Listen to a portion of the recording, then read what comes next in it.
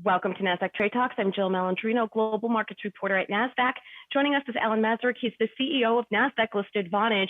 We're going to learn how Vonage is helping organizations keep vital connections uninterrupted and video communications and the response around COVID-19 in general. Alan, it's great to have you with us. Everyone knows the Vonage name. Give us a high-level overview of the company. Jill, so first of all, thanks for having me on. It's a real pleasure. So quick overview of the company. So we have become, over the last 6 years or so, a global leader in business cloud communications, which is super relevant in this COVID world. Many people remember us from Vonage's founding some 20 years ago around the consumer space. But over the course of the last 6 years, we've driven and now are a global leader. We've driven into the business space and now are a global leader there. What's interesting from the COVID perspective is we are a cloud-based communications company, and in the world of COVID, where there's two major trends: remote work and the remote delivery of services, because we all have to work from home on the one hand, and let's say only see our doctor through a teleconsultation over some video link. Those trends are what cloud communications, in a sense, was built for. And so it's been very important in terms of how Vonage has been able to respond to COVID in supporting those two major trends around remote work and the remote delivery of services. All right, Alan, let's talk about video communication and growth by a couple of the industries that you're seeing. Let's start with healthcare. You just mentioned that before. Let's dive into those details a bit. So what's happened in healthcare and other industries, what I call more macro, is the remote delivery of services. Those trends around telehealth, distance learning, and things like that were already trends that are happening prior to COVID. With COVID, those trends have, turned into effectively 100% of how somebody might interact with their doctor. So telehealth is the order of the day. So when we think about video, what's critical in telehealth is obviously the doctor has to see you directly, you be able to sort of describe your symptoms and the like. The world of this remotely delivered services, video has tended to be, for many people think about video as just an off-the-shelf video conferencing solution, whether it's one-to-one or one-to-many.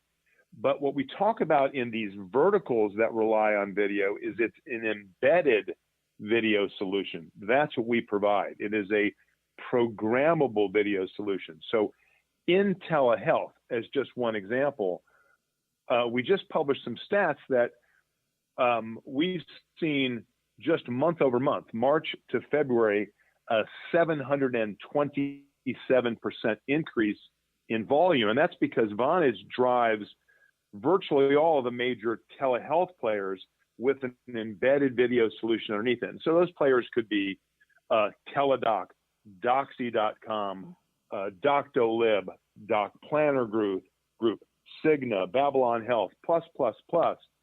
And what I mean by embedded video is the following. First of all, a doctor cannot diagnose you over a off-the-shelf video solution because it's not compliant with the privacy and security regulations of the healthcare industry. Secondarily, if the doctor did do it that way, there would be no ability to have an integrated solution, meaning the patient's medical record, information about the patient's health insurance provider, et cetera. Those now are woven into the solution in an integrated fashion. That's what we drive around what we refer to as programmable video. All right, and our next trend that we're looking at here is education. I don't think parents or students alike expected that the world would look like this, certainly in the beginning of the year, and many schools not being able to go back until the next school year. Well, that's right. And in the education area, what we've seen is a similar trend to healthcare, because obviously, whether you're primary, secondary education, or college, everyone's been sent home. And so everything has been converted to distance learning.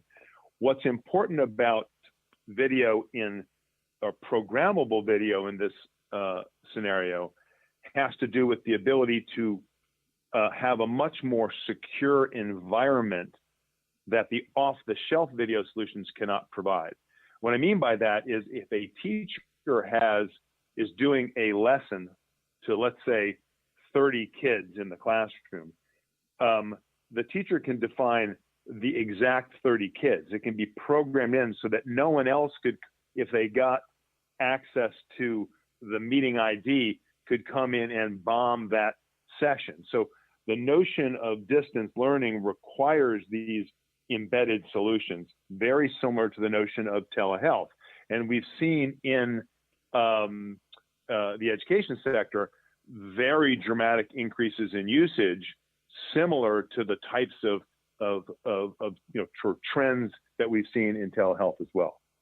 All right, and the last sector I want to check on, media, which of course, the way that we are consuming news has certainly changed. Again, it is another example with media, as it is in healthcare and education, which is you're receiving that service called media now in a fully remote way.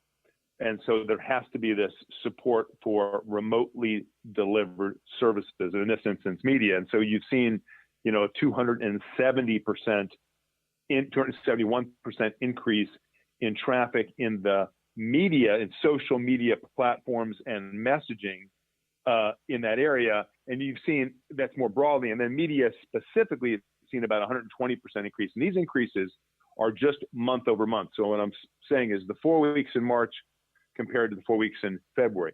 And what we're going to provide, because we touch so many of these verticals, is we're going to provide monthly statistics of what is happening in the change in each of these verticals. And we've just cited healthcare and education and media, but we'll expand that to business services, financial services, social media platforms, which I commented on as well, technology companies and the like, so that we can show what is happening in the way in which we consume services across verticals. All right, and to wrap up here, do you think we will go back to our old normal? Do you think that businesses and who we are as people will continue to integrate video communication into our lives? I think if anything, it might be a slower, deliberate move back, but I think this is something that we're going to incorporate into our business plans going forward. So in my opinion, what you're seeing here is a permanent shift. And what I mean by a permanent shift is if the trend, let's say take healthcare again, telehealth as a delivery mechanism of healthcare was a trend that was growing at a certain rate before COVID. Now, of course, that rate is growing almost vertically right now at this moment, but post-COVID, the rate will not return to the rate it was pre-COVID. It'll be much higher, I think, on a permanent basis. Again, it doesn't mean people won't go back to the doctor's office, nor people won't go back to the classroom. It simply means that remote or telehealth and remote education, which already were trends, will be permanently accelerated trends going forward. And so I think fundamentally, and this is why cloud communication solutions are so important, is that enabling that trend of remotely delivered services, similarly to enabling the trend of people just preferring to work from home, are trends that cloud communications like Vonage support. And I think that, God willing, we get through COVID quickly, but these are going to fundamentally change the way we work and the way we consume services. And it depends on these types of cloud communication solutions like we provide. All right, Alan, appreciate the insight. Thank you so much for making it onto Trade Talks. My pleasure. Thank you so much for having me. Bye-bye. All right, and thanks for joining me on Trade Talks. I'm Jill Malandrino, Global Markets Reporter at Nasdaq.